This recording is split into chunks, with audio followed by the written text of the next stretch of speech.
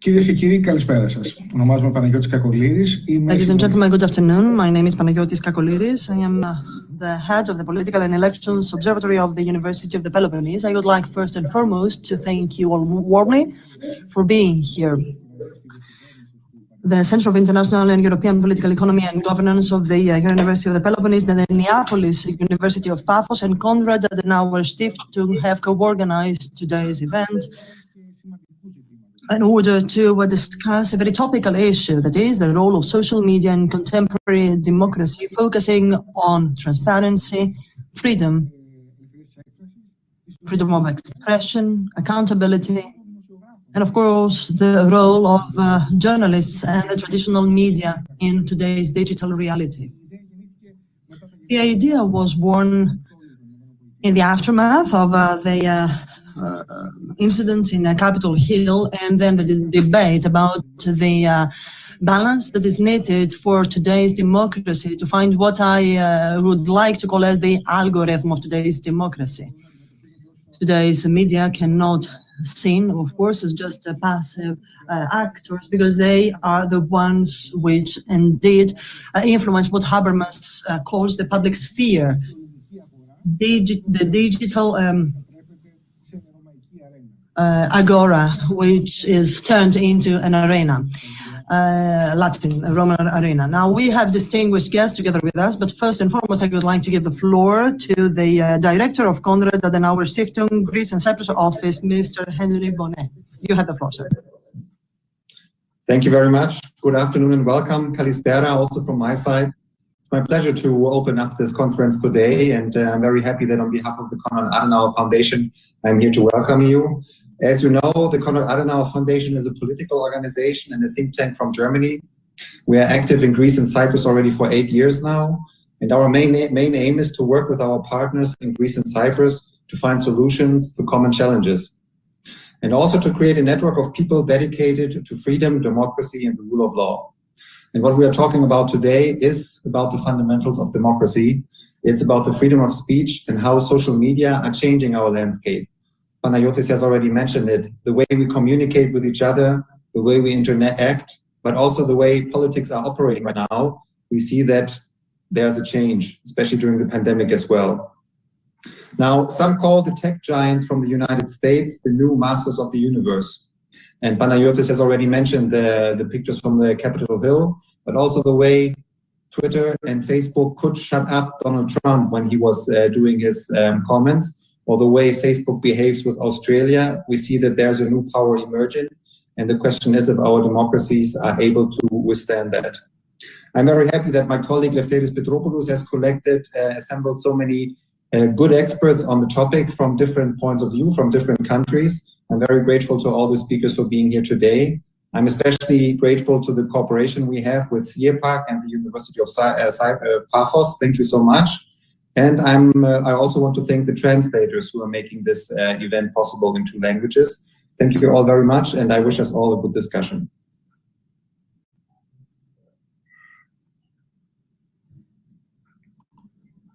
Κύριε Μπονέ, σας ευχαριστώ πολύ για αυτή την εισαγωγή. Thank you very much indeed, sir, for these introductory remarks. We are honored to have together with us the rector of Neapolis University, Pafos, Professor Pantelis Sklias. You have the floor, sir.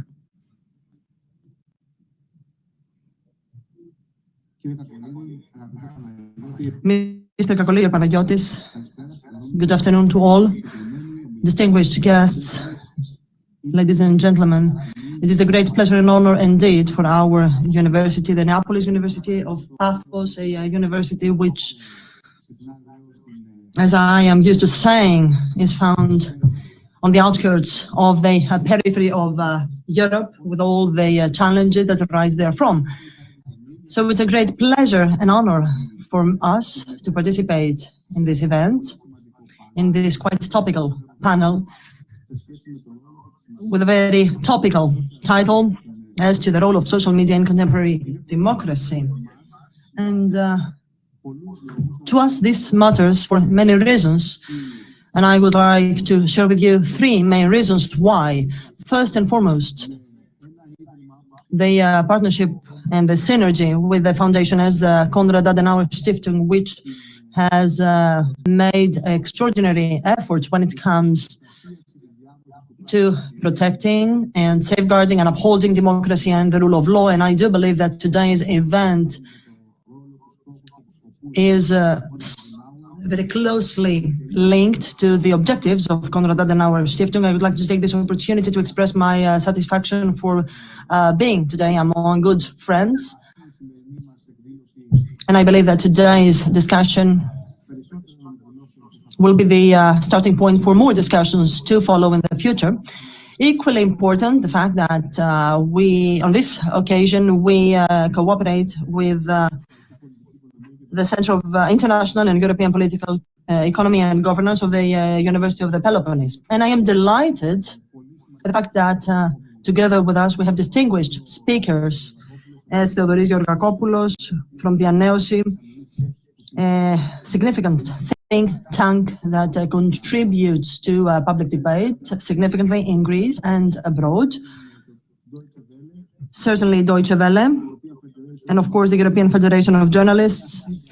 In other words, this is a synergy between far-reaching partners, and this can, of course, bring about a very fruitful discussion.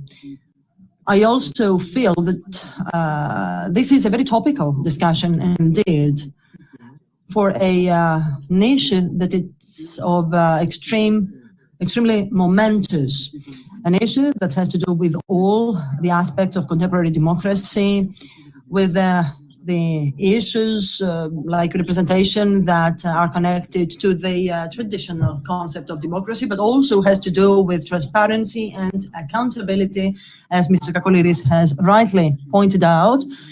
But I also would like to link that to decision-making processes and effectiveness, especially in an era, today's era, in which decisions are taken in a quite complex environment.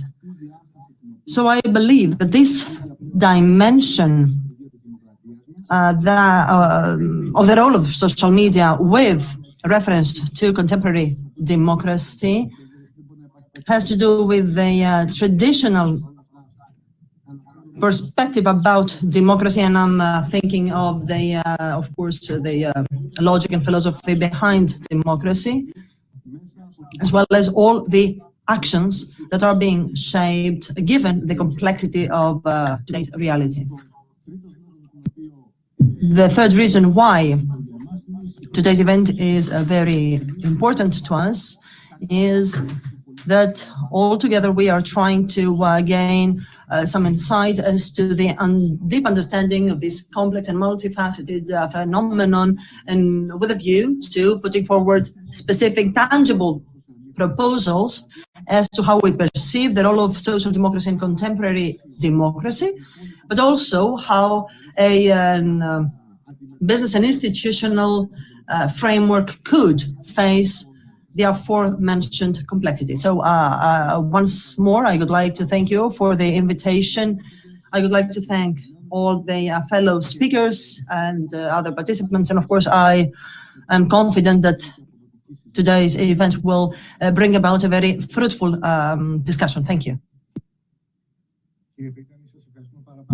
Rector, thank you indeed. Ladies and gentlemen, as has already been pointed out, today's panelists are very eminent, very distinguished, and we will listen to the director of the European Federation of Journalists, Mrs. Renate Schröder, the content manager of the Research and Policy Institute diaNEOsis, Thodoris Georgakopoulos, Mrs. Alexandra von Nahmen, the Brussels bureau chief of Deutsche Welle, and the assistant professor in communication and marketing of the Neapolis University, Pafos, Andreas Masouras, who is also a legal expert. So we will indeed benefit from his twofold capacity. So before starting this discussion, I would like first of all to thank Mr. Lefteris Mitropoulos for the cooperation from KAS, as well as the Mr. Klapsis from the Center of International and European Political Economy and Governance for their support and participation. I would like to invite you to ask your questions on the chat of the event. Today's event is being live streamed through YouTube and Facebook channels of the three co-organizers. And allow me to say that this will be a vivid discussion with some rounds of discussions on specific thematic, specific issues, and of course our panelists may contribute and add one to the other and complement the interventions of other speakers. Now I would like to start saying that I have been closely following the role of social media, and I can remember the first theoretical approaches as to the decisive role that they would have played in upgrading democracy. Back then, we were considering that democracy would become more direct thanks to the use of social media. Several years have gone by. Of course, social media have now are gaining maturity. Facebook would be enfranchised right now, is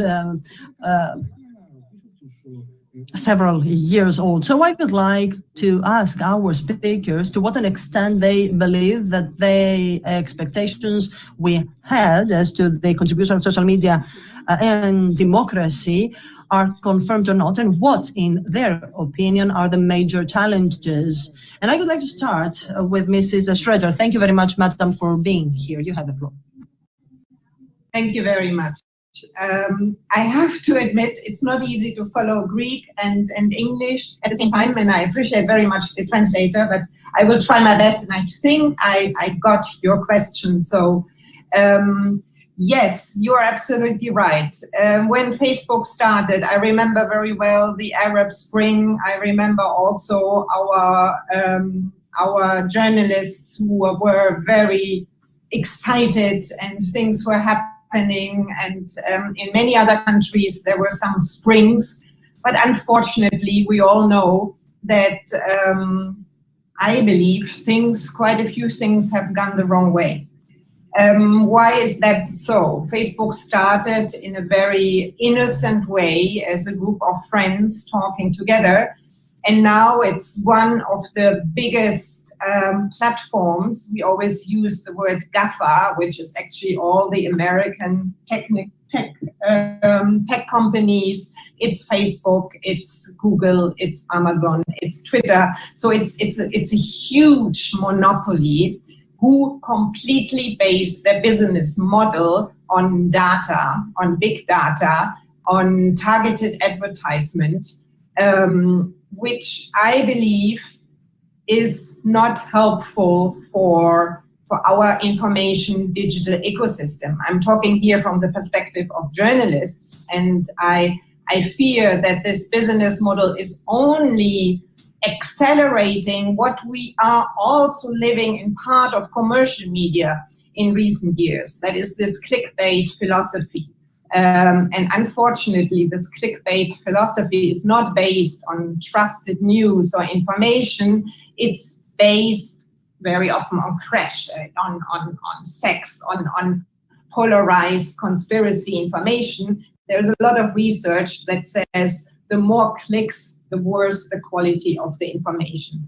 So this is the starting point. I could go on, but maybe we continue that. But for me, the business model has become very dangerous. These platforms are working not in transparency. They are not accountable. And I'm happy to talk later a little bit what is happening at the European Commission, which different regulations like the Digital Service Act to try to regulate this sector.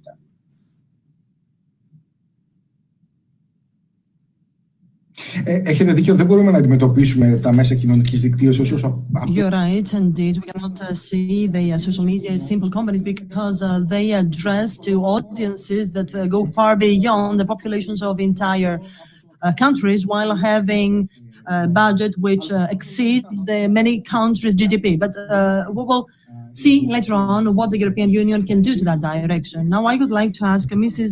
Schröder, Mr. Georgakopoulos. Mrs. Schröder talked about the end of the age of innocence. Is it the same for you. We have, this era, has it gone by? We have extensively written about that. And I would like to thank you, to take that opportunity to thank you for being here. Thank you very much for the invitation. The age of innocence has long gone by. We are actually even forgetting it. If you remember, 10 years have gone by after Arab Spring, after that age of innocence. Two very important things have happened. First and foremost, these platforms have been turned into something else. Secondly, they have, thanks to the evolution of mobile phones, they are accessible to many millions of people, something which was not the case 10 or 15 years ago. Most mobile phones 10 years ago were not smartphones, had not access to the internet. Now, even in the most remote village of Bangladesh, people have access to internet with a very cheap mobile phone, which actually has facilitated the expression of all pathologies of human populations.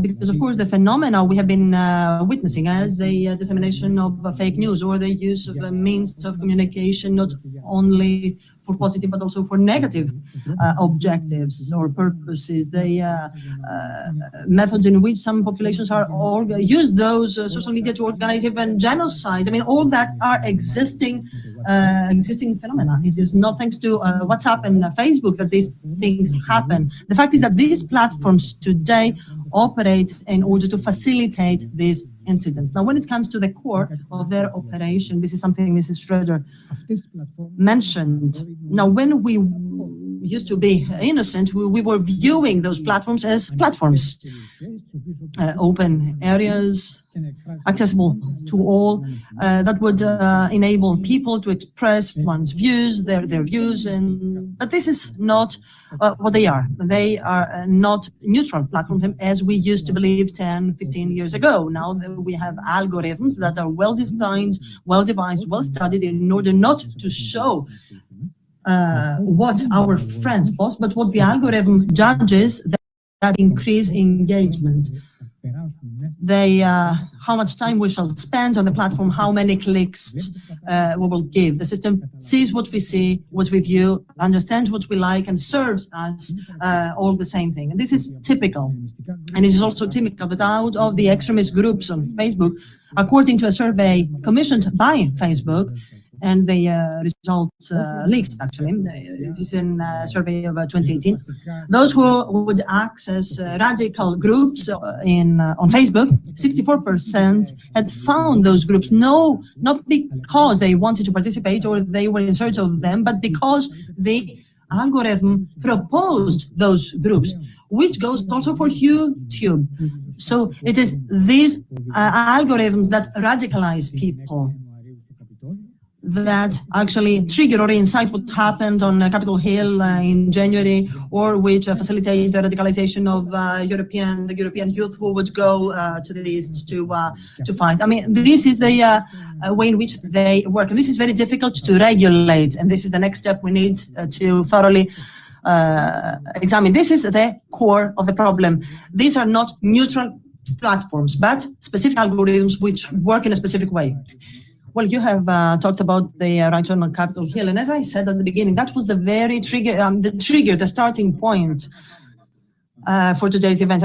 We were thinking that we need to do something. We need to approach, to discuss this issue. And having said that, I would like to give the floor to Alexandra von Nahmen, who is chief at the Deutsche Welle Brussels Bureau. And if I remember well, she used to work in the US, so she does have a deep understanding of the American environment and atmosphere. Good afternoon, madam. Thank you very much for being with us today. Thank you for having me. So indeed, I covered the US politics and especially the White House, the Donald Trump White House, for 3.5 years. And I was also a member of the White House press corps, and that's why at almost every event in the Oval Office or in the Rose Garden and so on, And I think for me, there was quite interesting to see how much power social media can have being used by someone like Donald Trump, the elected leader of the United States, and someone who is considered a most powerful man in the world, or was considered. Of course, he's not president anymore. I mean, I don't need to talk one more time, as my colleagues just did, about this promise the social media gave us at the beginning, you know, a more open and connected world, promising to improve or do a lot of good things for our democracy, because I agree with them totally. For me, what was interesting, what made it very interesting to cover the White House and the US is to see how important the use of the social media, Twitter and Facebook, was for officials there, and especially for Donald Trump, who used it to influence his base. He used it to attack his opponents, and it also changed our way of working, covering him, because the first step was to have a look at his Twitter account. And sometimes you just have to imagine, I was sitting at my working place at the White House, talking to his press people, waiting for events that were scheduled. And they didn't have any clue what was really going on. It was the tweet by Donald Trump announcing that someone, for example, John Bolton, is fired. So basically, it really changed our work, everyday work. But I don't think that it doesn't have only negative sides. I mean, for me, whether it is in the US or now in Brussels covering EU politics, social media and especially Twitter is a very important source of information, because basically everyone is communicating via Twitter or Facebook, politicians, officials, and my colleagues are also there. So I think what is important to consider is, what are your sources? Do you know the people you're following? Do you know where your information is from? And this is, I think, a very important issue when we talk about the general public. People believed Donald Trump because he was their president. So he could spread lies and incite violence because they believed his words. So I think this is a very important issue, that we educate the general public to understand what's going on and how social media, we can use social media. And at the same time, we have to protect our profession as journalists, because, of course, as Ms. Schröder just mentioned, it's not all about clicks and likes, and we need to cover the issues that really matter, and we cannot just have the likes as the only criteria to judge what is good journalistic work and what's not.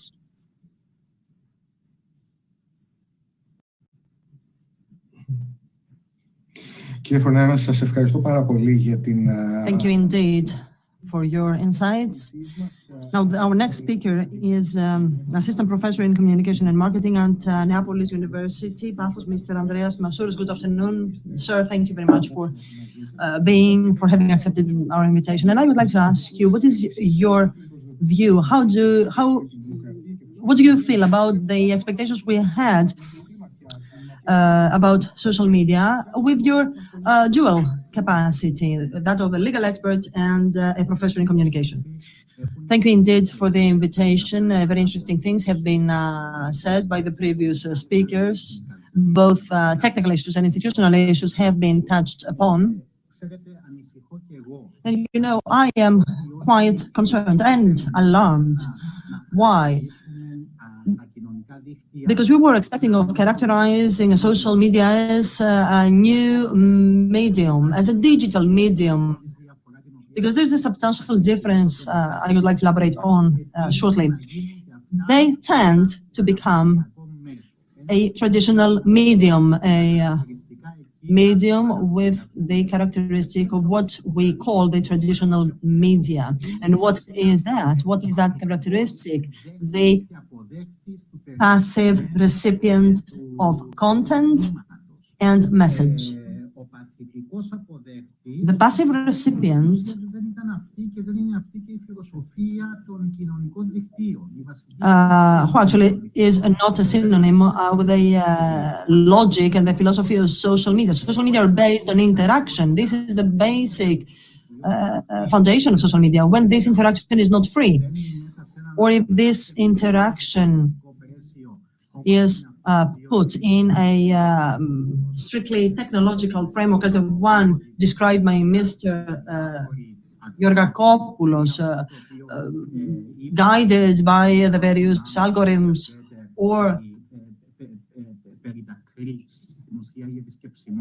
based on the click-based philosophy, as the madams have pointed out, we can all understand that freedom of expression is limited. And it is not by accident that today, after so many years, we are discussing about the self-regulation or regulation of these issues. Of course, there are interesting issues, not only freedom of expression, but also the distribution and promotion of goods from the internet. And there are other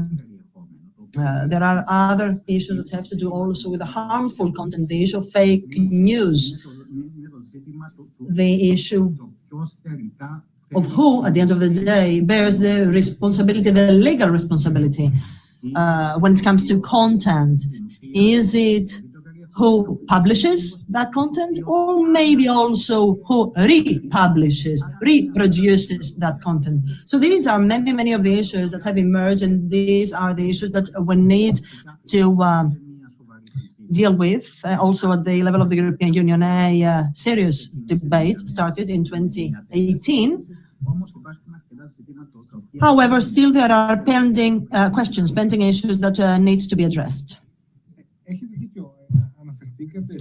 Now, you are right. You have talked about the Trump case, and I need to say that no matter how relieving for many of us the announcement about the exclusion of Donald Trump from social media could be, it was also highly problematic. They found that the CEO of a company would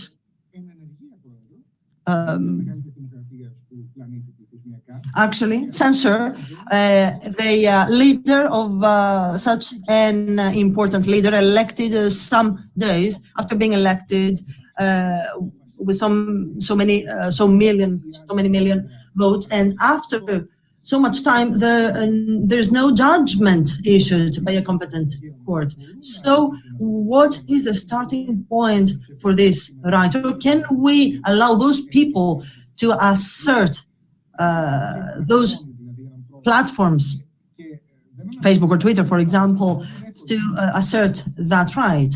I mean, who gives those platforms the right to censor an elected leader, for example? And of course, I'm not thinking just of Donald Trump. I'm thinking of their ability to muzzle any other elected ruler. Okay, Mrs. Schröder, if you would like to answer. Yes. I absolutely, do you hear me? Yeah. I absolutely agree with you. Even though personally, of course, I wasn't against what Twitter did and Facebook actually ridiculously at the very end when everybody knew that Trump had lost. So it was an easy propaganda game for them. I think it is absolutely a no-no that platforms themselves have the right to take away content or not.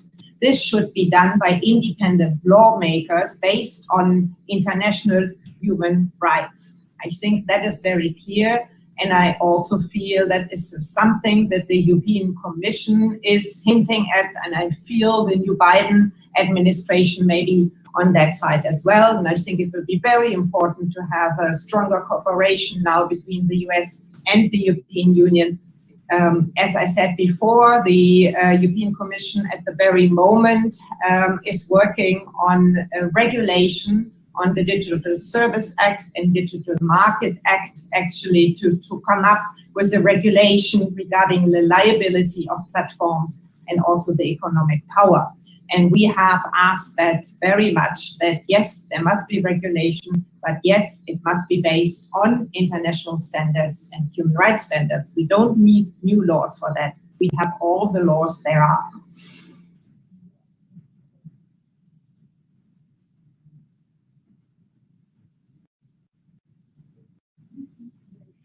Κύριε Georgakopoulos, εσείς... Mr. Georgakopoulos, what do you think? Do the rules we have suffice? Well, this is also a very complex discussion. Now, look, Twitter is a program that belongs to an American company. It has clear rules that set what someone is entitled to do on the platform and what people are not entitled to do. These rules are published on their website, so anyone who decides to subscribe complies by these rules, with these rules. Of course, according to these rules, the laws of the country in which Twitter is based and the European Union cannot be violated. Okay, so according to those rules, violation of existing laws in most developed countries is not permitted, but these rules are also very clear. So, for example, if someone wishes to reproduce racial stereotypes, they do not have this right. So this will be taken down. The same goes with publishing photos from any genocide. These are the rules. These are the rules of the game. If someone wishes for another user to be killed, then Twitter will take down that account. The former president of the US, during his mandate, had 26,000 tweets, many of which would violate would breach the rules set by Twitter. And I'm not thinking of just the days in which the riots in Capitol Hill would happen, but he published much worse than that. For example, he reproduced a tweet from neo-Nazi or far-right organizations who incite violence. But you know what? This company would decide not to take down that account of that specific user. Or this was not the case with simple users. So why was there that discrimination? Why the rules apply to some users and they do not apply to the president of the US? This is an institutional authority. So the views reproduced by the president of the US have a specific weight. Of course, no one could expect that Donald Trump would have proven to be a Twitter troll. So this dilemma probably had never occurred to the executives of the company, and probably it had not even occurred to any representative of the institutions. Certainly, no one of the previous 43 presidents of the US would have never made use of that platform. But at the end of the day, who decides when these rules apply, when these rules do not apply, who is obliged to comply with those rules? And more importantly, if these rules are correct and express a certain degree of acceptable dialogue, how the rules are applied to millions or billion accounts, because the decision on whether the account of Trump will be taken down or not is an important decision to take. But if tens of thousands of other accounts which reproduce lies and which have, for example, promoted and incited the riots in Capitol Hill will be taken down is also a very important decision. How can we impose to a private company to take decisions in a way that will be acceptable by society, by the political systems, in order not to disseminate lies and fake news and other ideas that can harm people or populations, and how this can be done in a structured way and complying with the rule of law, which is acceptable by all Western civilization. It is not whether, it is not whether the EU can issue any other act to circumscribe those phenomena. I believe, however, that a good starting point is to accept that these platforms are not the only forums where public dialogue takes place. That is, that all of a sudden different rules need to apply to Twitter because now Twitter has some million of accounts, million of users.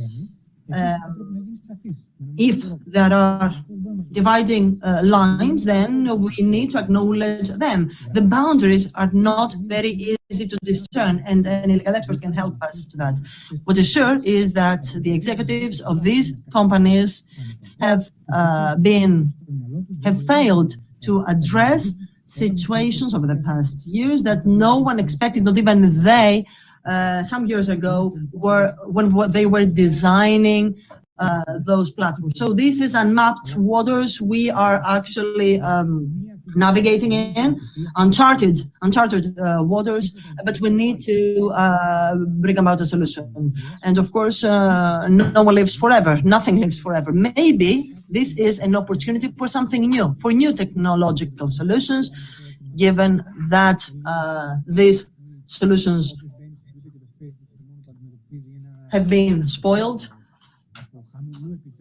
The Twitter, in particular, is full of disinformation and fake news. So maybe this is a unique opportunity to bring about something new, to give rise to something new. Maybe the solution is not up to the EU or the big countries to regulate, but maybe the innovation and innovative technological solutions can give another solution. No, thank you. This is very important. And allow me to say that this discussion takes place in a day in which, a day after a discussion between the leaders of the Greek political parties as to the dialogue that takes place through social media. And I feel, after having listened to the leaders of the political parties in Greece, I have understood, my feeling is that no one is actually fully satisfied with public dialogue, public debate, although no substantial regulatory initiative is underway. However, this is interesting to monitor to what an extent a transition, as Mr. Georgakopoulos has argued, is necessary. Or Mr. Georgakopoulos, how artificial intelligence could indeed bring a solution. So to what an extent the algorithm designed for digital bubble is the technology that we should benefit from to curb the phenomenon itself. But here lies the question, who should be responsible to design the algorithms in charge of making some order in this landscape. I mean, it is, we are used to saying that we will use AI, artificial intelligence, but how will this happen? Are we expecting Facebook to create another algorithm and changing the already used algorithm? But maybe, indeed, innovation is the only way for these platforms also to survive in the future. Because, of course, all this has consequences for these companies alike. I mean, let us not believe that the CEOs of these companies won't waste their time before the US Congress talking about their economic and business model. Of course, they also need to survive. And there's also some contradiction. For example, I do not tolerate the toxic environment of these social media, so I don't use them as much as I used to in the past. But of course, all these platforms want to make us continue to use them. And certainly when it comes to the direct communication applications through a voice and image, very recently, some applications have been launched that allow privacy, do not sell the private data of users, and they are gaining more users compared to the other big giants. So maybe social media can find a solution, but this is not very easy to tell today. Mrs. von Nahmen, I would like to ask you this. Mr. Georgakopoulos talked about the double standards that applied when it comes to the Twitter account of former President Trump. And I am asking you because you are closely monitored and followed that course. To what extent do you believe that there was some tolerance vis-a-vis former President Trump, and to what extent something needed to be done beforehand, maybe at the beginning of the Trump-related movement? Yeah, Trumpism. Definitely. Yeah, I would say you just mentioned a very important thing, and this is my opinion indeed, that I think that Twitter and Facebook as well, they should have done something about Mr. Trump's accounts earlier. He has been spreading lies on those accounts and retweeting other accounts, inciting violence for years, for many years. And I'm not in favor of,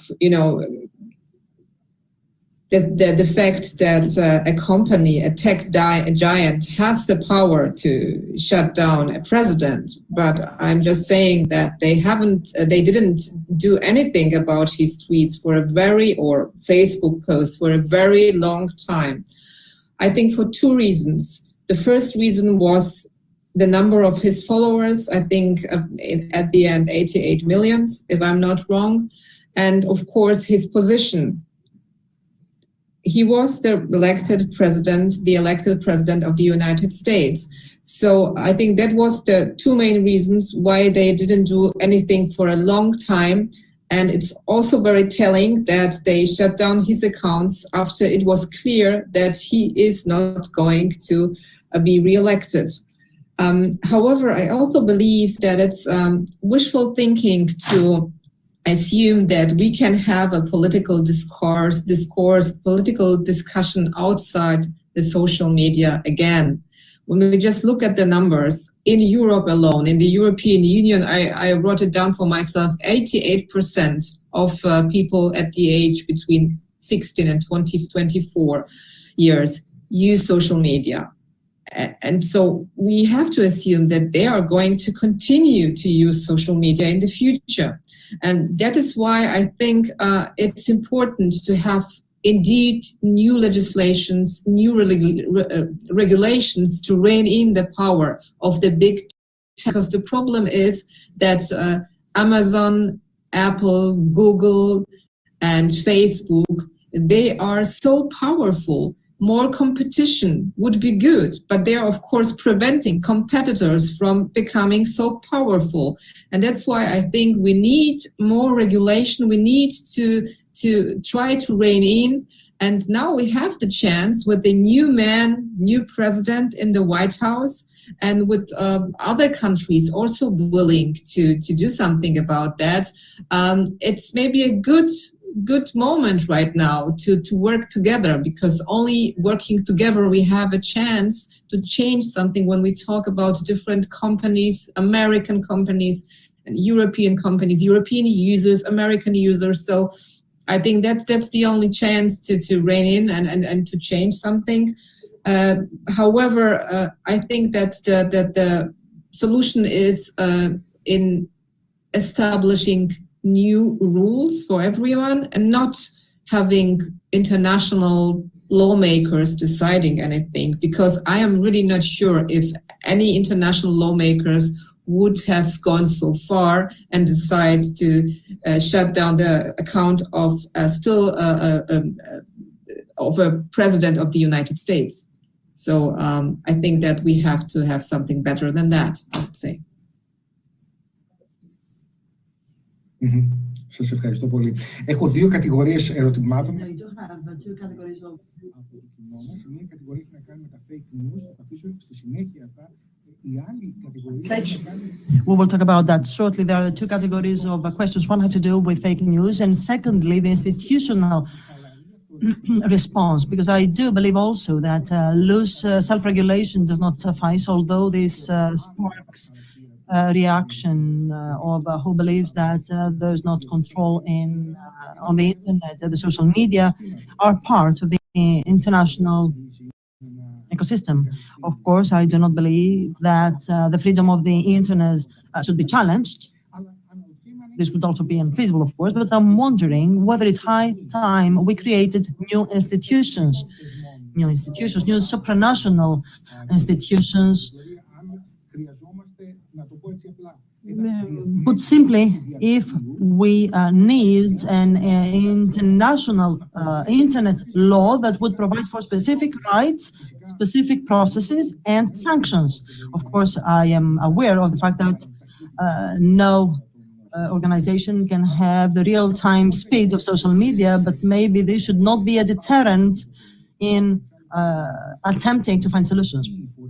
The supranational organizations, supranational rules were not born in a fortnight. They evolved over time. And of course, this also would never make us think that this is an ideal world we are living in, but at least would prevent the creation of a world jungle, of a world chaos. So to what an extent could we have some institutional safeguarding, and how have you, do you view Mr. Masouras, the double initiative by the European Union, the Digital Services Act and the Digital Markets Act that are under consultation in Brussels, and hopefully by the end of the year they will be concluded.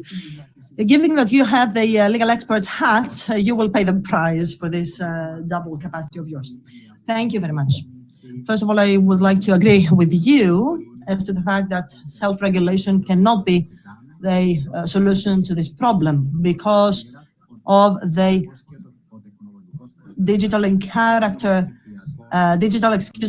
technological nature of digital networks.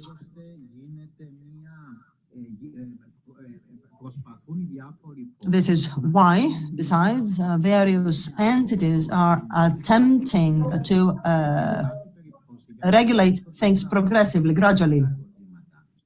But allow me to give some answers to your questions, and allow me also to set the pillars, the legal and institutional pillars. I have written down 7 pillars on which the European Union is now trying to introduce a series of new harmonized obligations, as it were. First, the rules as to the removal of illegal goods, services, or content from the internet. The second pillar has to do with the safeguards for users whose content has been taken down erroneously by social media platforms. The third pillar are the obligations for platforms with reference to the prevention of abuse of their systems, because indeed abuse is what happens frequently, and we saw that through the examples you have provided. Another pillar is transparency of a wide spectrum of dimensions that has to do also with advertisement, with targeted advertisement through algorithms, and so on and so forth. Moreover, we have the pillar of the new powers as to the way these platforms operate. So we need to have an institutional body, maybe at the level of the European Union or more international than that,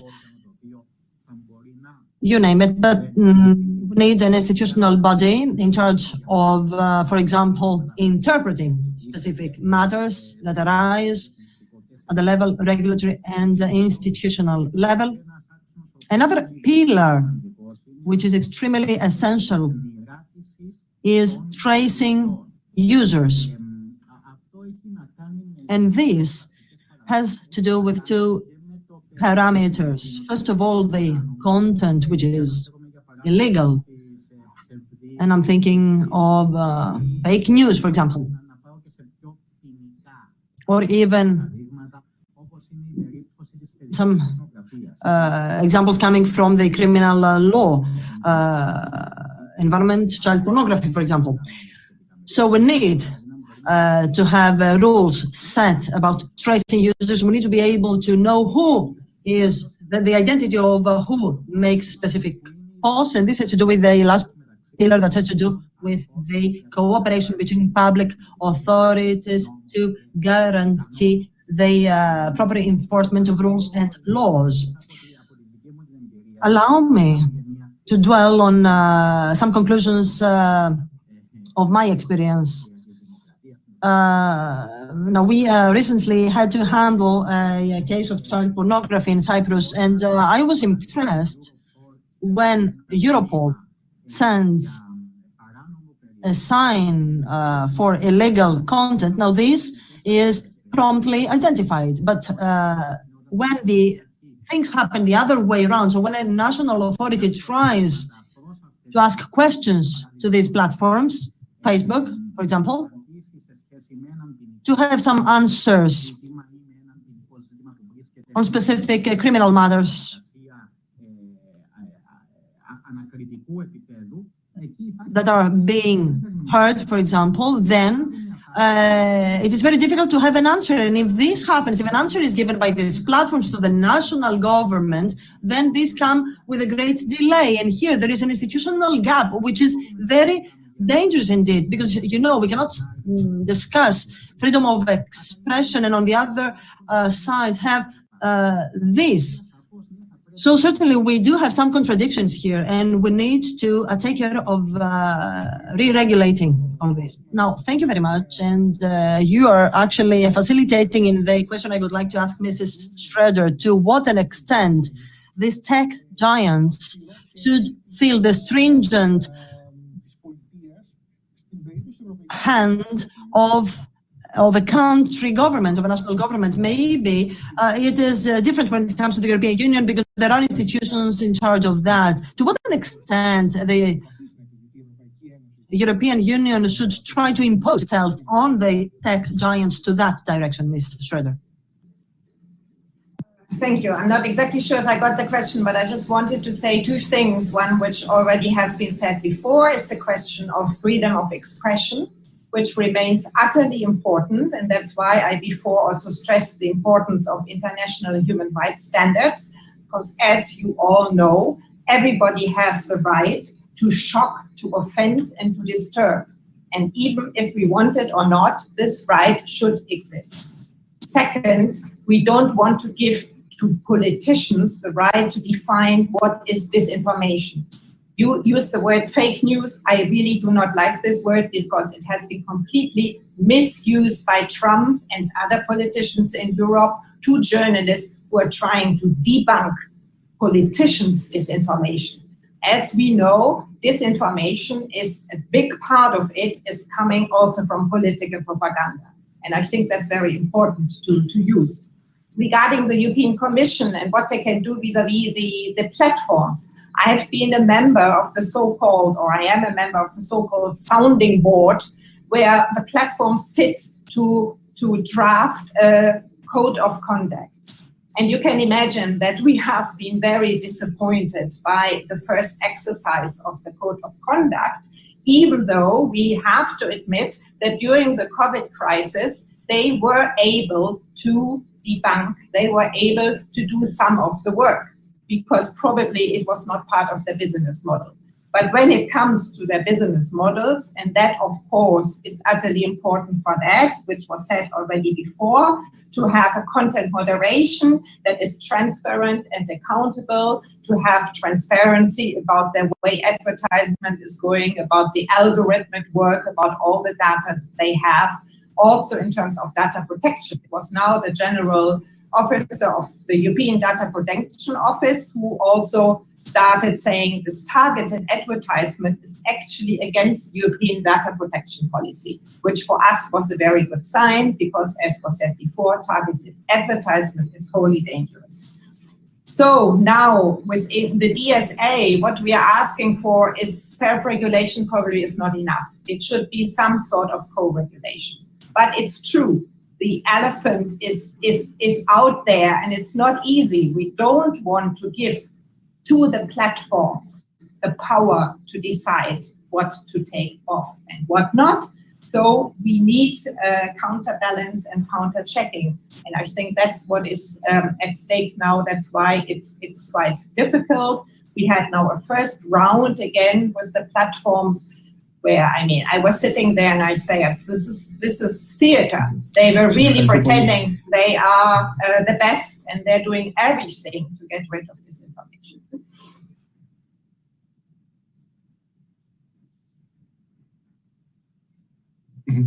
Σας ευχαριστούμε πολύ. Κυρία von Nahmen, θα ήθελα... Thank you, Ms. von Nahmen. I would like to go back to the double legislative initiative taken by the European Union, knowing that you have been closely attending and closely following the developments in the EU, and probably you can tell more as to the expectations that can arise from such a development. Sure, more than happy to do it, but maybe if I may first just also jump into the discussion about how far freedom of expression can go, because of course I think it's important to make this distinction between crimes, hate speech and terror-related content, and then comments by people, because what I watched in the US, and that's the same actually what is happening in Europe, that we have this growing polarization of societies, people who feel left behind by the mainstream politicians, by mainstream, what they call mainstream media. So it is important to for them to be on board with us. It's just could have such devastating consequences that, to make them believe that all those attempts to regulate the tech giants are against them. Like people now, they used to say, you are not allowed to say that. It's censorship. It's our culture. We don't belong anymore to this culture. So I think it's really, and the America example is showing us what it means and what it can do with the society when you have such a deep polarization of societies, of the political system. So I think that is something that we really, and all the politicians talking about tech giants should take into account. And in terms of what the European Union is doing, I think that first of all, of course, this offer Ursula von der Leyen made to the new US administration to go together, to try to work together on the topic is, I think, a very good offer and could be successful, because Europe alone can try to rein in, but I don't know if that will be so successful in the end. And then, of course, when we look at the two proposals, the Digital Services Act and the Digital Markets Act, so I think that they are reflecting this, the reality that we have a small number of tech giants who are very powerful. So if when the European Union is suggesting that they would be designed as digital gatekeepers, because of the number of their users, that's why they should be subject to more regulation. That could be an important step. And of course, making sure or trying to compel them to be responsible for, as I said, crimes or hate speech content of the platform is also something that I think it's also the right step in the right direction.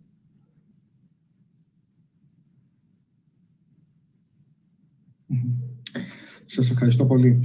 Κύριε Γεωργακόπουλε, εσείς έχετε υπάρξει ένας πρωτοπόρος. Thank you very much. Mr. Georgakopoulos, you have been a pioneer when it comes to digital means in Greece. and also an important blogger. So listening to Mrs. von Nahmen when she was talking about freedom of expression, I was wondering what your view is. So how we can strike a balance. Mr. Masouras also talked about taking down the erroneous taking down of comments or posts. So I would like to ask you about the willing taking down of comments and posts of social media. So I would like to know what you think about that. When it comes to the freedom of expression, I need probably to remind that when we talk about freedom of expression as a consolidated right, we mean that this is an established right vis-à-vis the state.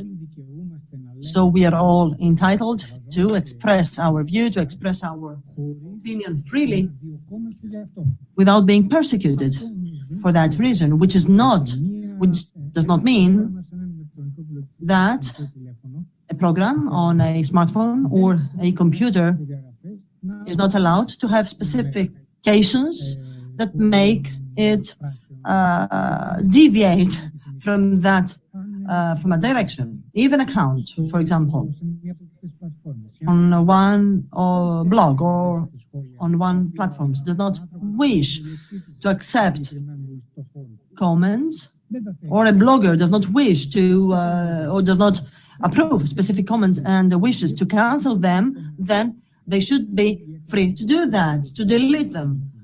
Okay, so freedom of expression does not have to do with how we communicate one with the other, but rather how our freedom of expression is acknowledged by public authorities and by the state. Now, having said that, we often protest about the breach or the violation of that freedom for platforms that belong to others, while not all platforms are public platforms. So it is useful to remember that. In Greece, for example, this is the Metoo Movement era. Finally, at last, we have a wave of Metoo movement about sexual assault complaints, and many were those who tended to challenge the right of the victims to publicly accuse their perpetrators with the excuse that those complaints may not be substantiated, may not be documented, may not be evidence-based. At the same time, though, we tend to forget the victims' freedom of expression. So the freedom of expression is a multifaceted phenomenon. In the past, in Greece, there was a case where a victim, a woman, many years ago, reported a plastic surgeon, not on social media. Actually, she lodged a complaint about harm made by that surgeon. And in the absence of social media, back then, she reported that case on the traditional media. Now that physician, having recourse to his right, accused the lady for defamation, and he won the trial, the court proceedings. Back then, the situation was not that easy, and of course, justice was not that speedy, but at the end, the court have proven him right, which, of course, should be applied today as well. I mean, someone could indeed challenge someone using defamating uses. However, the European court to which that case was brought afterwards have proven the lady Right. So actually, according to the ruling of the European Court, the lady was right, and she won that proceedings. What I mean is that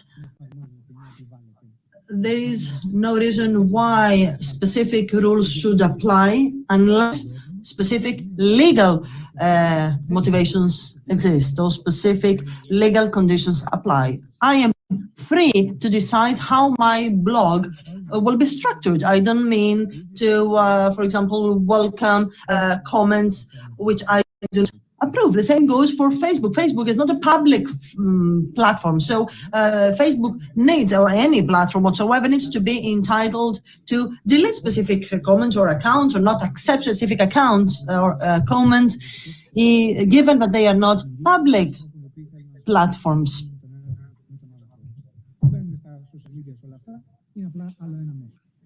So social media, having said that, are yet another medium of communication. So considering all that, a holistic regulation is very difficult to achieve. I have heard all the previous speakers as to the power of the European Union to intervene in order to regulate. Well, I'm not sure that there are the available instruments with the European Union, the European Commission, able to impose some kind of restrictions or some kind of regulations. The tools we have to do with monopolies, with the trust, with competition, taxation. Now, these may be used as a negotiating instrument, but cannot resolve the problem. I don't know what tools we need, but I believe that we need new tools. Mr. Masouras, what do you feel about that? I feel that this discourse has also a legal dimension. I agree with Mr. Georgakopoulos when he says that my wall on Facebook is my personal wall, so I really need to be free to shape that wall as I wish. What kind of rights and entitlements I should have to delete or not. And what kind of distinctions should we make between the simple user, Panagiotis, Kakolyris, or an institutional body, an institutional representative of an institution? To what an extent an institutional figure needs to be free to delete or not some posts? And this threatens freedom of expression and freedom of speech. Well, thank you very much for that. There's no doubt that my Facebook wall is my personal wall, and I decide upon what, however, complying with the rules and possibilities given by Facebook. But when it comes to the wall of another user, who, however, is concerned with my own personality, my own reputation, or publishes my own personal data, my name, or insults my personality, for example. So you may understand that this is a multifaceted problem, and we need to classify the various cases. For example, when it comes to the digital news content, because of course my wall is not a news agency, is the Facebook of a user is not some news forum. So any self-regulation or any regulation needs to classify the different cases. And this is what the IMCO stressed, saying that the Commission underlines that any self-regulation related process needs to be monitored and to be founded on indicators. These are the tools we mentioned earlier. Also, when it comes to the exchange of practices in different cases. So we all can understand how complex the issue is. And we also all can understand that here a philosophical debate also may be triggered with reference to the boundaries of democracy on the internet and when freedom is turned into impunity. So these are the things that need to be regulated. These need to be governed by stringent rules in order to safeguard human dignity and human personality. So when we talk about rights that are, say, enshrined in the Constitution. Thank you very much indeed.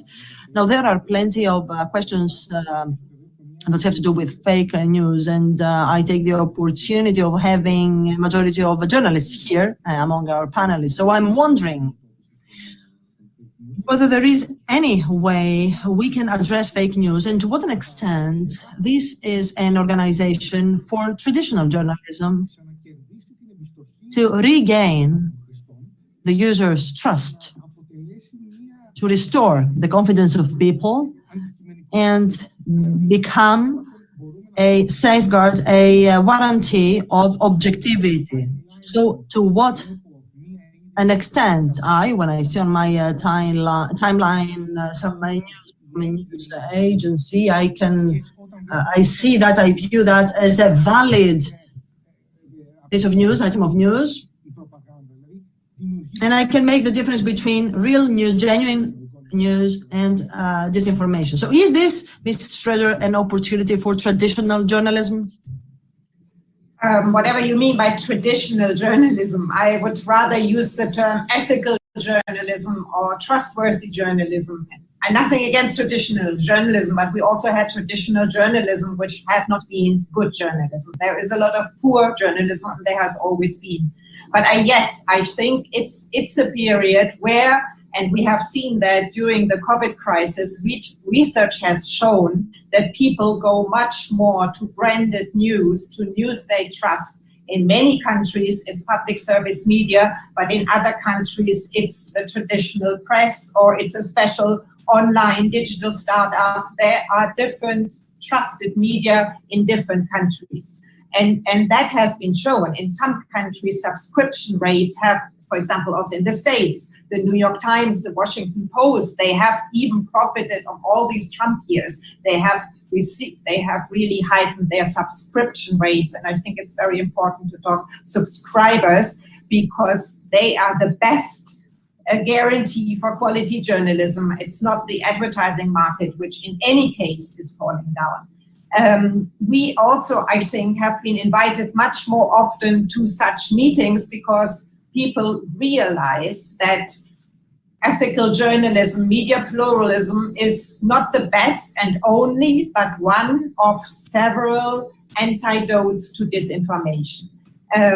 We need much more investment. We need much more sustainability in journalism. We also need more ways of innovative journalism, of new ways to get the trust back, because the trust here is a very, very important angle. Without trust, there's no journalism, there is nothing.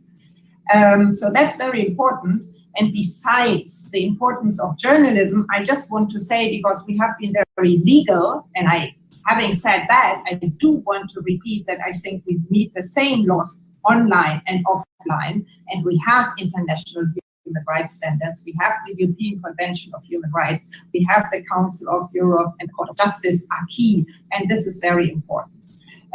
But we also need, it was said already, transparency, but we need independent fact checkers. We need the academic world, and I think they are very important here, to have access to all this data, to all this information, and we need to empower the citizens. I think this is also utterly important. We need to empower the youngsters, and we need to empower everybody to understand what's behind it, to understand how the algorithms are working, how actually this surveillance capitalism is getting on all those people. They don't know, and if they know, they may get really scared. We need media literacy also to understand what is the difference with journalism and why people should pay for it? What is the difference to journalism or to any information that is on social media? So there is a lot to do, and yes, I think it's a potential momentum for ethical journalism. Without that, we may fail with democracy. And I think I see more and more politicians in the European Parliament at least realize that, but also more right-wing politicians realize the danger of journalism against their populist ways of working. So we are in a polarized way, to say it again.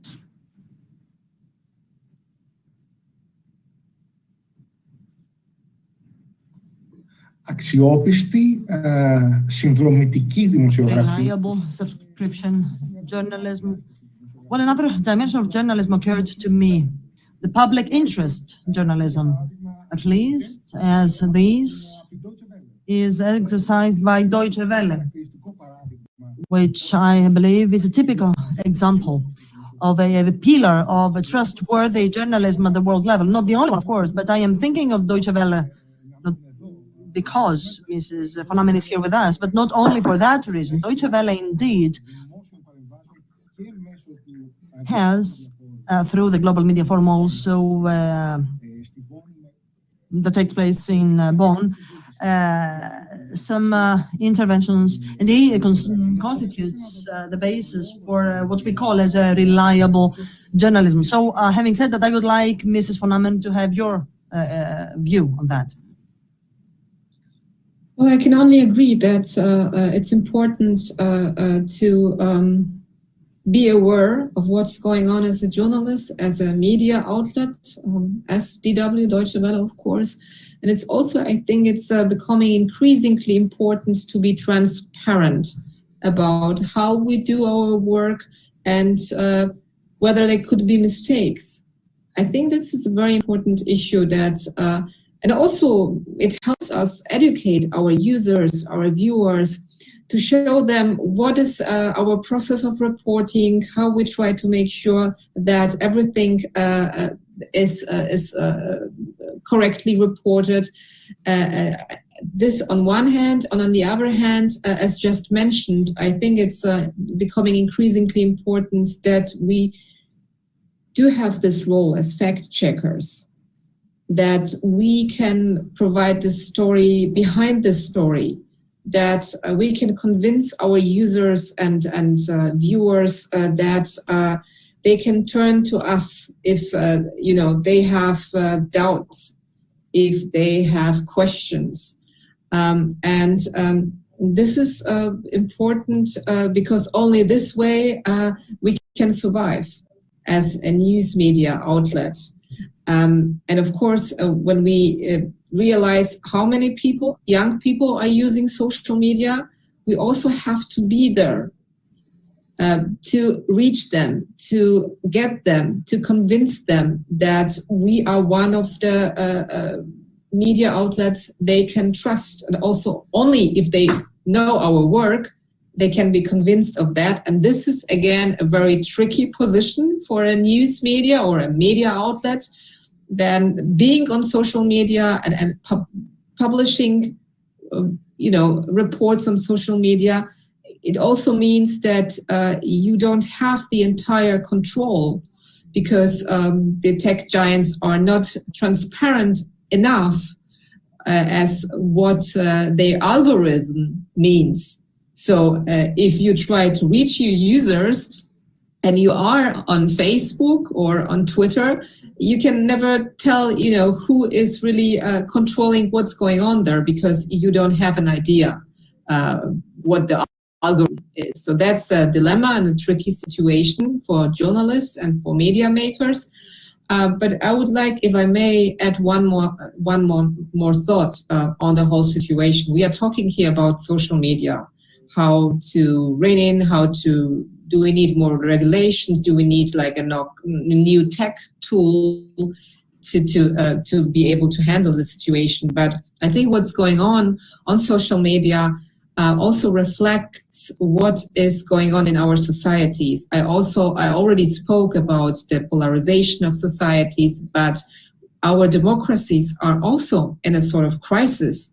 And I found it very interesting that the new US President Biden, what he said during the Munich Security Conference, his remarks on democracies, how our democracies can, we have to make sure that people understand that democracies can still deliver, that this is not a model of a relic of our history. So this is also showing us or telling us that what we see online is reflecting what's happening in real world. And I think it's sometimes important to realize that.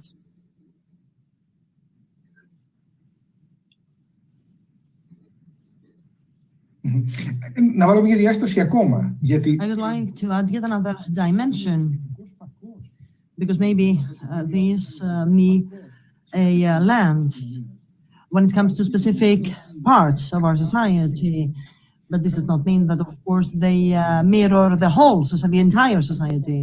What I mean is that at the University of the Peloponnese, over the past years, we have launched a research and policy institute, a political and elections observatory, in which we try to record the presence of political parties on social media. And our findings are that not always the picture is homogeneous.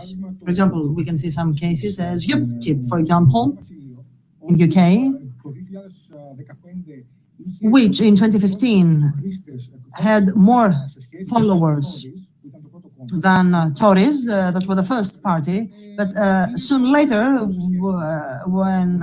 before the elections, they just got 10%, which also goes for Germany with AfD, which has stands high when it comes to social media penetration, but when it comes to society, so the elections result, we can see that there is some kind of distance. So we use an indicator that compares the electoral result and the social media footprint. And we have seen, for example, that AfD has a footprint which is equivalent to CDU. However, at the very moment of elections, these two parties cannot be compared. So to wrap up, yes, of course, this may be really a lens to understand what is happening, but it can also give a distorted view of what happens. And when it comes to the reliable and subscription journalism, I would like to ask Mr. Georgakopoulos, what do you believe? Could we go back to such a model as a safeguard in news delivery? Now, first of all, we need to remember that disinformation is not the offspring of social media. It has always existed, and it is founded on inherent defects of human personality, the way in which we understand and we process information, which is a human characteristic. Of course, a human flaw. In 1996, there was also the story of water at Kamatero. I don't know whether you remember, there were tens of Athenians that would queue before the door of a lawyer from Rhodes, Kamateros, who would argue that he had found a miraculous water to treat cancer, and so people would queue to take that water. And as you may expect, of course, there was a mass hysteria, and Kamateros himself was arrested, of course, and convicted. But this is what today we call disinformation. So disinformation exists now and did exist back then, also in the framework of traditional, what we call as traditional media. When it comes to subscription journalism, there's yet another characteristic. But before that, allow me to say that objective and reliable journalism is the one that wishes to shed light on things that are not transparent. And this costs. This has a high cost. So either you need to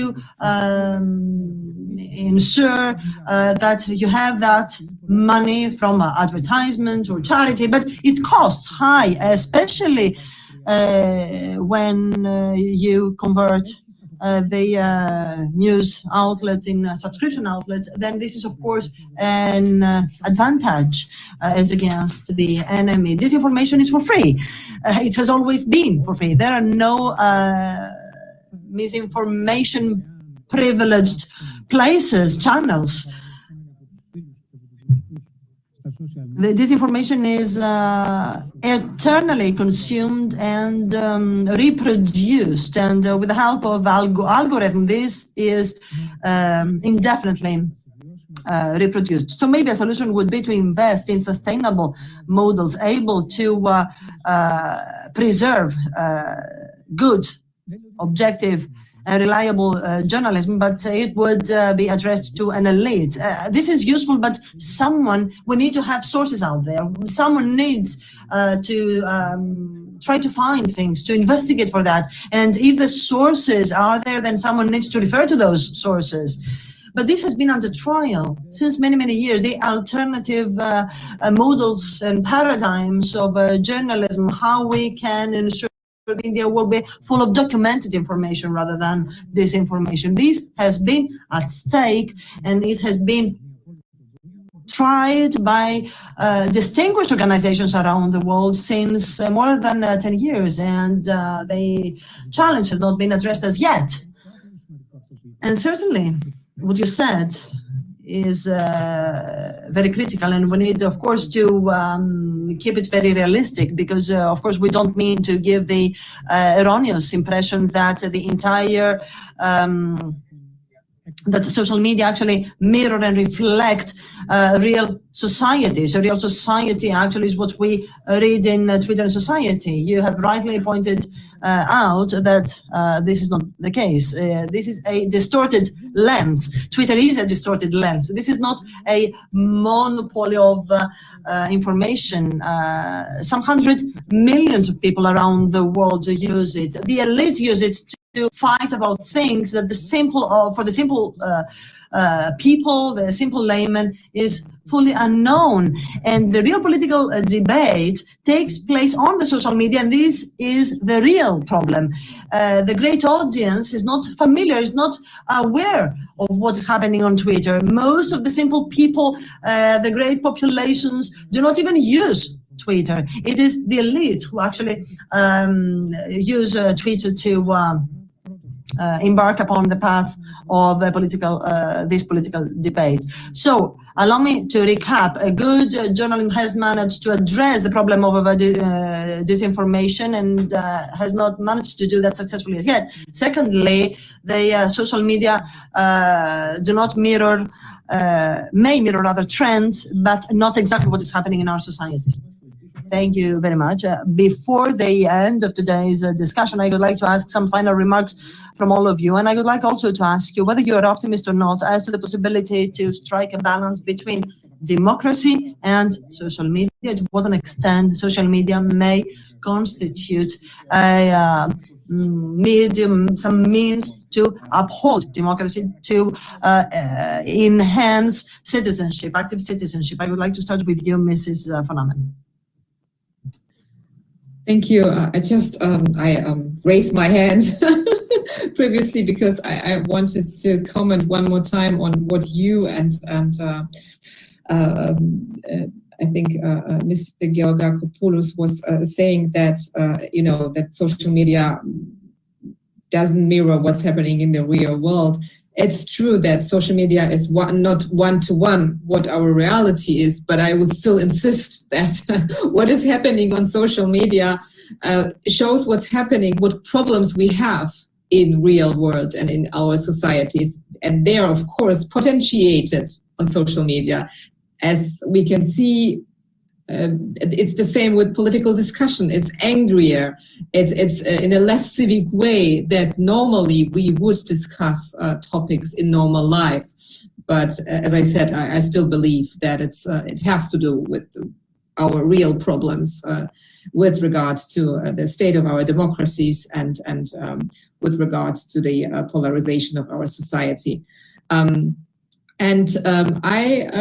think that we, even though the situation right now seems sort of pessimistic and dark, and we have a lot of problems trying to really understand how we can move on to a more civil way of discussing topics on social media, how we can prevent false statements and lies to be spread on social media, how we can get rid of hate speech and bad content. I think that we are standing just at the beginning of the whole process, and that makes me so optimistic that I think that just talking about that, reflecting what's going on also helps us to find real solutions. And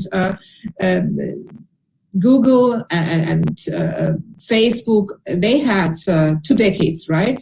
Almost 2 decades to grow, to become strong and powerful. And no one really, maybe not no one, but many of us didn't really notice what was happening. And now we know. So, and now we also see the consequences. So that's a good beginning. And I think being aware of what's going on is the first step to change the situation.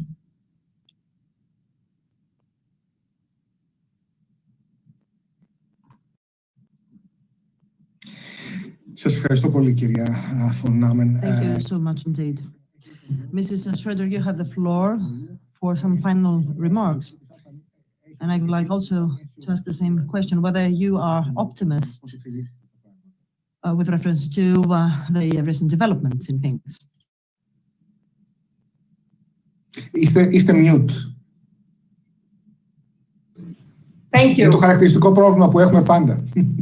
The typical problem we have. Yeah, this question I hear very often, if I'm optimist, very often going to countries, specifically in the Balkan, where I wonder why journalists still work there, because they are harassed, they have safety problems, and they hardly get any money. And then I have to say, I'm an optimist by profession. I have to, otherwise I wouldn't do my job. And as Alexandra said, yes, I am.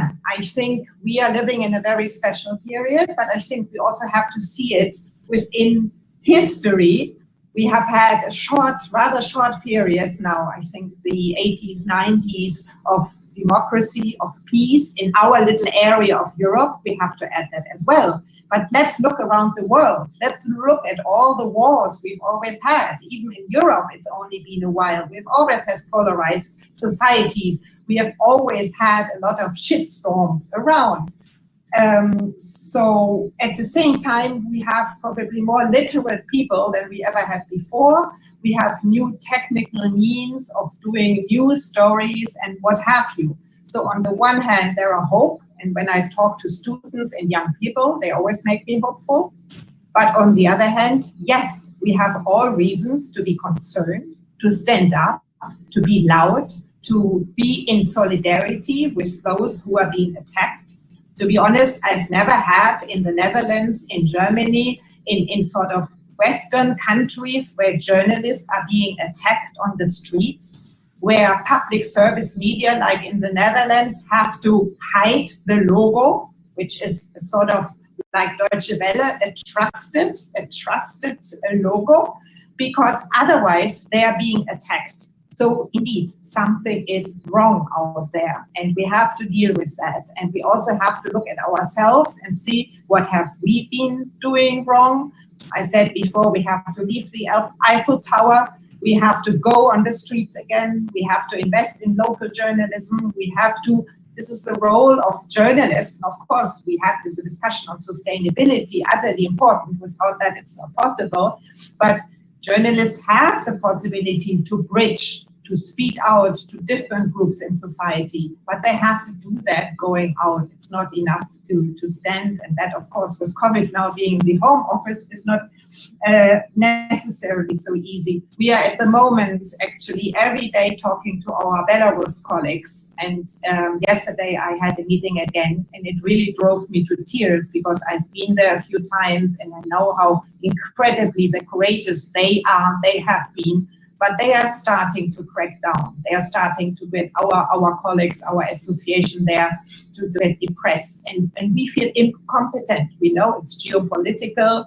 The Russians are there, so we are doing little activities. We hear our dear Europeans saying, I'm concerned, a few sanctions, but nothing really is happening. I'm just using this example because at the moment, maybe it's the one that at least gets us the most. It's not dealing with social media, sorry. It's dealing with journalism, with democracy. There is the people who strive for democracy. They also use social media or whatever for these means, and yet we are there and cannot do anything. But I'm sure they will get there, they will survive, and we will help them. And that's why my call is out there. Yesterday I had a discussion with some German journalists who also said journalists have to stand together. When one journalist is attacked, the others have to be with them, whatever color or political background there is. And I think that is very important. This is for the journalism community, but that's for civil society at large. We have to flag when there is illegal contact. It's also our responsibility, not only the ones of the others. Thank you. Κυρία Στρέντερ, αναφερθήκατε στο θέμα της Λευκορωσίας και μάλλον Schröder, you have talked about Ukraine. And when it comes to Turkey and some journalists in jail there, I would like to have your comment in that respect. Me? Yeah. Actually, Turkey, we have had this problem for several years now, and actually now my Belarus colleagues asked me for advice what we have done in Turkey, because there we had years up to 100 journalists in prison, and the situation indeed is very, very bad. This is absolutely clear. Our colleagues, at least our associations, for some reason have not been attacked by Erdogan, whereas now our Belarus association has been seized and attacked, and the leader has been to prison. So there are slight differences, but I don't want to say one is worse or better.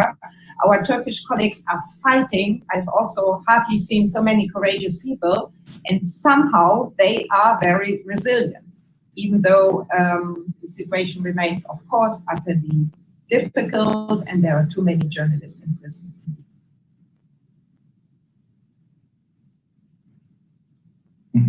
Κύριε Στρέντερ, ευχαριστώ πολύ. Κύριε Μασούρα, το δικό σας... Thank you so much. Mr. Masouras, some final remarks from you, please. No, admittedly, I don't feel much of an optimism, although I would like to close today's discussion with some optimism. However, unless we consistently talk about the regulatory framework, and I'm not thinking of a more supranational level, but rather at the level of European Union, at the level of harmonization, unless specific parameters of this regulatory framework are put in place, I don't feel there is much of an optimism out there with reference to safeguarding individual freedoms and human rights, upholding the freedom of expression and so on and so forth. Let us not forget that there are various scopes. There is the public sphere and freedom of expression. We have digital journalism. Digital journalism, unlike traditional journalism, has its own typical characteristics. For example, speed. The real-time dissemination of news makes a great difference, and traditional journalists are not, or rather digital journalists are not familiar with the traditional practices. Traditional, as it were, journalists would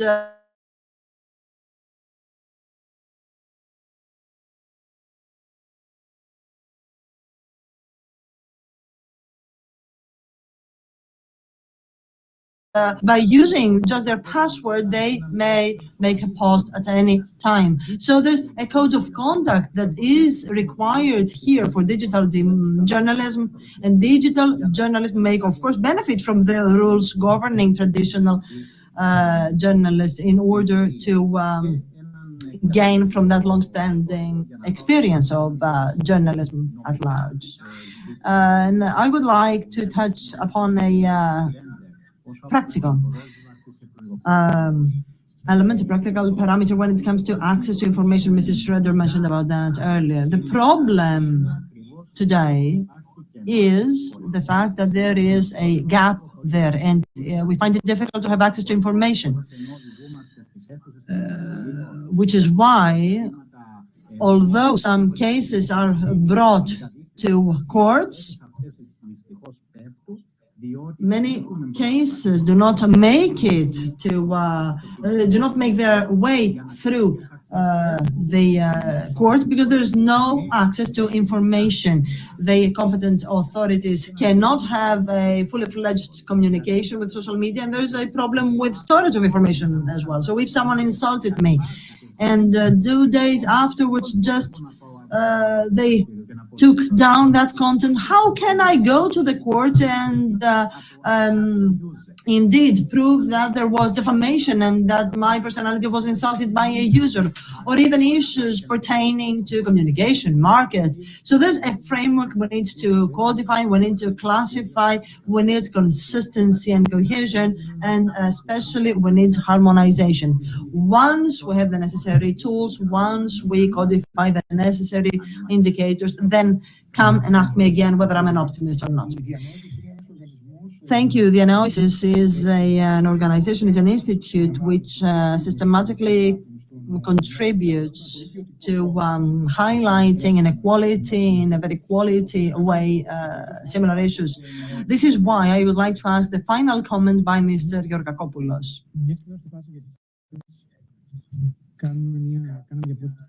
No, you talked about surveys. Now the World Value Survey is an unprecedented survey here in Greece. It records the essential values. It takes place in approximately 90 countries, and it records answers, mapping them on a value chart. I believe that in the next future, the social media will continue to operate as they do, to work as they do, in the absence of drastic regulating decisions by the European Union and the US. They will continue. Some groups will continue to act in a toxic way within the social media, in a way which is deleterious for our systems and our societies. I believe that currently societies which can enjoy of robust democratic institutions will be more resilient, as this has been the case already. I mean, we have not seen any Trump in the Netherlands. We saw Donald Trump being elected in the US, and this is inextricably linked with the history of the state. For the vast majority of the European countries, this will continue to be resilient vis-a-vis these phenomena. So these democracies will not be at risk. When it comes, though, to other countries, may have to address challenges, may find it challenging to address that. When it comes to the third world or even the US, we may see some phenomena that may be reproduced elsewhere. At the same time, some countries which do not have a democratic tradition will continue to suppress and oppress the use of this social media, unless the use of those social media is favorable for those regimes. So certainly we can see a gradual erosion of democracy around the planet, and this will continue to be so, but especially this will be the case in countries where democracy has already been undermined, as against other countries like the European Union, the Nordic countries, Australia, Canada. Maybe they will, I mean, these countries will find it easier to cope with the phenomenon thanks to the more robust democratic tradition. Thank you. Thank you very much. Ladies and gentlemen, I believe that very interesting issues have emerged. Of course, food for thought, and many questions have been raised. We cannot give all the answers, but at least we can give some, as I said, again, some food for thought. I would like to take the opportunity to thank our distinguished guest for the honor of being here with us. I would like to warmly thank the Konrad-Adenauer-Stiftung and the Neapolis University of Pafos for the cooperation with the Center of International European Political Economy and Governance. I would like to thank all of you, ladies and gentlemen, for your presence and your participation. I would like to thank our interpreters for the difficult task to translate this quite vivid discussion. I would like also to thank WAVE for the technical support. Ladies and gentlemen, thank you again. I would like to wish you all the best, and hopefully we will have further opportunities to discuss all these topical issues. Thank you.